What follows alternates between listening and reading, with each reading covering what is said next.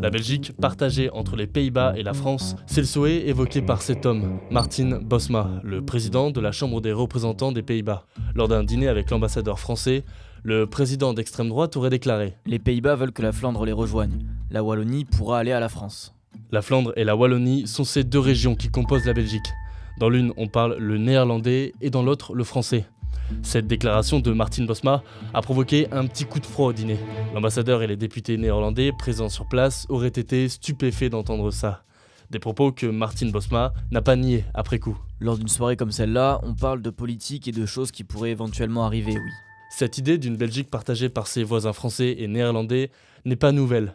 Côté Pays-Bas, l'extrême droite parle de Grande Néerlande, un projet du début du XXe siècle qui unifierait les Pays-Bas, la Flandre belge et même la région de Westhoek au nord de la France pour ne former qu'une seule nation, une nation néerlandophone. Une idée qui est soutenue par les indépendantistes flamands. Jusqu'en 1585, la Flandre et les Pays-Bas ne formaient qu'un seul et même pays. Mais la chute d'Anvers lors de la guerre de 80 ans a séparé les deux entités.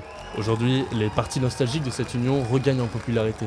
Aux Pays-Bas, le Parti pour la liberté, mené par Geert Wilders, a largement remporté les élections législatives de 2023.